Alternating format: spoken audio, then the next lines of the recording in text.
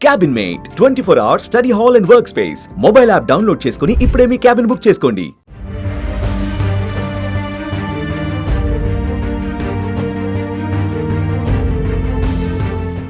Jubilee Hills MLA Maganti Gopinath మరణం పట్ల పలువురు రాజకీయ నాయకులు దిగ్భ్రాంతి వ్యక్తం చేస్తున్నారు. తెలుగు రాష్ట్రాల సీఎంలు చంద్రబాబు, రేవంత్ రెడ్డి, మాజీ సీఎం కేసీఆర్, మాజీ మంత్రి హరీష్ రావు, కేంద్ర మంత్రి కిషన్ రెడ్డి సంతాపం వ్యక్తం చేశారు. బీఆర్ఎస్ అధినేత కేసీఆర్ దిగ్భ్రాంతి వ్యక్తం చేశారు. ఆయన మరణానికి చింతిస్తూ సంతాపం తెలిపారు. గోపీనాథ్ మరణం పార్టీకి తీరని లోటని ఆవేదన వ్యక్తం చేశారు.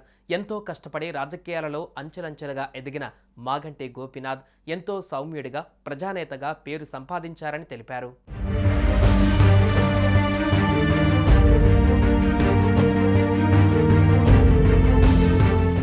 జూబ్లీహిల్స్ నియోజకవర్గ ఎమ్మెల్యేగా నిత్యం ప్రజలకు అందుబాటులో ఉంటూ హైదరాబాద్ నగర సీనియర్ రాజకీయ నాయకుడిగా తనదైన స్థానాన్ని సంపాదించుకున్నారని మాగంటి జ్ఞాపకాలను స్మరించుకున్నారు కేసీఆర్. తనను కాపాడేందుకు వైద్యులు చేసిన కృషి, పార్టీ తరపున చేసిన ప్రయత్నాలు ఫలించకపోవడం దురదృష్టకరమని ఆవేదన వ్యక్తం చేశారు. మాగంటి గోపీనాథ్ మరణంతో శోకాతప్తులైన కుటుంబ సభ్యులు, మిత్రులు, అభిమానులకు కేసీఆర్ తన ప్రగాఢ సానుభూతిని తెలిపారు. వారి పవిత్ర ఆత్మకు శాంతి చేకూరాలని ప్రార్థించారు.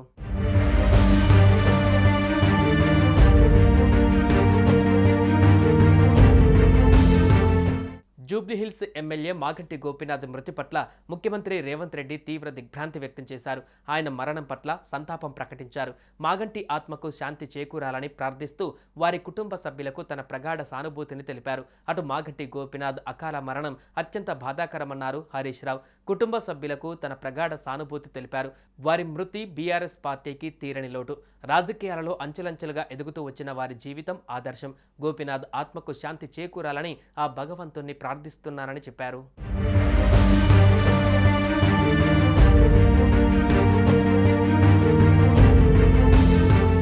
ఇక గోపీనాథ్ మరణ వార్త తనను కలిచివేసిందన్నారు సీఎం చంద్రబాబు. ఆయన రాజకీయ జీవితం తెలుగుదేశంతో మొదలైందన్నారు. తెలుగు యువత ప్రధాన కార్యదర్శి, హైదరాబాద్ అర్బన్ అధ్యక్షుడిగా ఆయన పనిచేశారు అని గుర్తు చేసుకున్నారు సీఎం చంద్రబాబు. ఆయన కుటుంబ సభ్యులకు ప్రగాఢ సానుభూతి తెలిపారు. మరోవైపు ఎమ్మెల్యే మాగంటి గోపీనాథ్ హఠాన్ మరణంపైన బీజేపీ తెలంగాణ అధ్యక్షుడు కిషన్ రెడ్డి స్పందించారు. ఆయన మరణ వార్త తెలిసి తీవ్ర విచారం వ్యక్తం చేస్తున్నారు. తెలంగాణ ఏర్పడిన నాటి నుంచి జూబ్లీహిల్స్ నియోజకవర్గంలో ప్రజల తలలో నాలుకగా మారారన్నారు. ఆయన ఆత్మకు శాంతి చేకూర్చాలని భగవంతుడిని ప్రార్థిస్తున్నట్టు కుటుంబ సభ్యులకు సానుభూతిని తెలిపారు.